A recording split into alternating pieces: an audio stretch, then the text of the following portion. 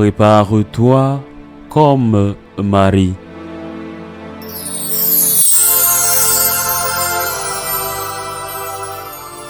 En ce temps-là, Jésus déclarait aux foules, « À qui vais-je comparer cette génération ? Elle ressemble à des gamins assis sur les places qui interpellent d'autres en disant, « Nous avons joué de la flûte et vous n'avez pas dansé. Nous avons chanté des lamentations et vous ne vous êtes pas frappé la poitrine. » Jean est venu en effet, il ne mange pas, il ne boit pas, et l'on dit, c'est un possédé. Le Fils de l'homme est venu, il mange et il boit, et l'on dit, voilà un glouton et un ivrogne, un ami des publicains et des pécheurs. Mais la sagesse de Dieu a été reconnue juste à travers ce qu'elle fait. Acclamons la parole de Dieu. Il y a au moins 2 grands enseignements dans ce fragment de l'évangile de Saint Matthieu que je viens de lire. La première, cette comparaison que fait le Seigneur. Vous êtes comme des enfants qui se crient. Nous avons chanté des hymnes de joie et vous ne l'avez pas fait. Vous ne nous avez pas rejoints. Nous avons pleuré des hymnes de tristesse. Ni l'un ni l'autre. Si nous ne sommes jamais heureux, nous blâmons Dieu pour tout ce qui arrive dans notre vie. Mais nous ne remercions jamais Dieu pour tout ce qui arrive. Et cela me donne un profond sentiment d'injustice et aussi beaucoup de colère. Je comprends qu'il y a des situations dans lesquelles les gens sont tellement blessés et tellement abattus qu'il faut faire preuve de compréhension, de patience avec eux. Mais en dehors de ces situations, c'est tellement une chose injuste. Je prends juste un exemple. Dans une de ces situations difficiles, il n'y a pas si longtemps, au milieu de la catastrophe qui a touché entre autres plusieurs villages de la province de Valence, il y avait un prêtre, un jeune prêtre qui était parti d'un autre endroit pour aider au nettoyage, comme tant d'autres bénévoles, pour enlever les boues dans les rues inondées. Alors, une dame s'approche du prêtre et le gronde, l'insulte. La dame est pleine de colère, elle est très blessée, elle a souffert. Je le répète, dans des circonstances où il faut être très compréhensible. Mais dans cette situation précise, c'est une dame qui insulte ce jeune prêtre. Mais ce jeune prêtre qui est là pour aider, est-ce grave? Le prêtre doit-il laisser la dame l'insulter? Puisque la dame demandait, où était Dieu quand tout cela se passait? Pourquoi Dieu a-t-il permis cela? Eh bien, est-ce que cela voudrait dire que le prêtre en est responsable? Est-ce que cela voudrait dire que le prêtre mérite les insultes? Je le répète, je comprends la douleur de la dame, je comprends sa souffrance, je comprends sa colère. Mais cette dame a-t-elle remercié Dieu chaque jour pour la maison qu'elle avait? Aujourd'hui qu'elle a perdue et elle est sûrement gravement blessée et probablement maltraitée par l'inondation, a-t-elle remercié Dieu de pouvoir vivre avec les gens qu'elle a perdus? A-t-elle remercié Dieu pour elle-même?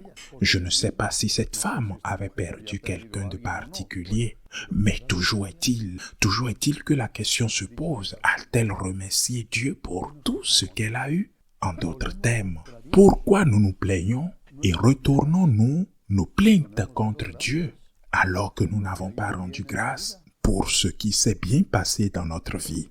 Si cette chose ne va pas bien, c'est la faute de Dieu. Et si quelque chose va bien, le mérite m'appartient. Je pense que c'est absurde et c'est injuste et c'est offensant et irritant et franchement ennuyé, non seulement pour les autres mais aussi pour moi particulièrement. C'est encore plus injuste et c'est très ennuyant pour Dieu. Si les choses vont bien pour moi, je ne remercie pas Dieu et je ne veux pas du tout mettre Dieu au centre de ma vie. Mais quand les choses vont mal, Dieu est injuste. Je pense que les gens qui se comportent comme ça sont très intelligents. Ils sont très intelligents, ils sont très travailleurs. Mais qu'est-ce que nous devrons faire? Remercier Dieu. Aujourd'hui, devant tes problèmes, tu te sens seul. Mais quand les choses vont mal, ne blâme pas Dieu. Quand les choses vont bien, c'est une cause de tes mérites. c'est ce que tu vaux. Mais quand les choses vont mal pour toi, c'est la faute de Dieu. Je pense que c'est injuste, c'est très offensant et c'est absurde, je le répète. C'est même irrationnel et c'est vraiment irritant.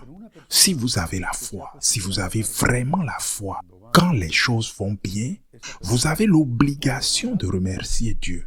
Mais quand les choses vont mal, vous devrez demander de l'aide à Dieu afin que vous puissiez faire face à vos problèmes parce que c'est là qu'agit le mystère de Dieu. Une personne qui a pris l'habitude de remercier Dieu quand ça va bien et quand ça va mal se souvient des moments de joie afin d'affronter les moments de tristesse.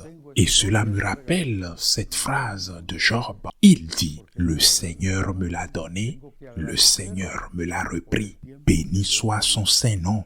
Quel droit ai-je sur la maison, sur la santé, sur cette personne? Quel droit ai-je de mériter ce cadeau? Je ne comprends pas pourquoi aujourd'hui je n'ai plus ce don. N'en avais-je pas le droit? Parce que c'était un cadeau. Je dois être reconnaissant pour les fois où je l'ai eu. Quand les choses vont bien dans ma vie, la majorité des temps, nous nous éloignons de Dieu quand les choses vont bien dans notre vie. Ne retournons pas les dons de Dieu contre Dieu. Quand tout va bien, quand on a de l'argent, on s'amuse parce que nos revenus augmentent. Mais quand les choses vont mal, nous jetons la faute sur Dieu. On ne se souvient même pas de son nom et on rend responsable Dieu de quelque chose qu'on a fait nous-mêmes, à laquelle Dieu n'a probablement pris aucune part.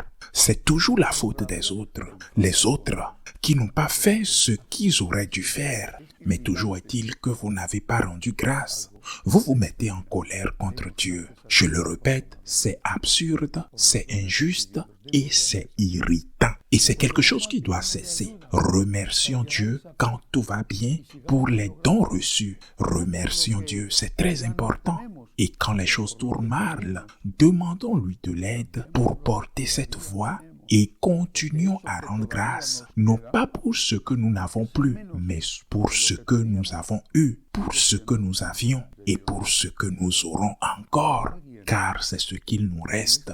Même si c'est moins que ce que nous avions eu, c'est quand même un don de Dieu. Dans un monde, aujourd'hui, avec le relativisme, où l'avortement est considéré comme un droit, il y aura-t-il encore il y aura-t-il encore des personnes qui ont le courage de défendre les droits de Dieu parce qu'il me semble que les droits de Dieu soient les seuls qui n'existent pas et que pour certains, seuls les devoirs de Dieu existent, oubliant qu'ils doivent d'abord accomplir leurs droits envers Dieu. Alors le deuxième thème de l'enseignement de cet évangile, le Seigneur se met comme quelqu'un qui mange et boit. Il le dit très explicitement dans l'évangile. Le Fils de l'homme est venu.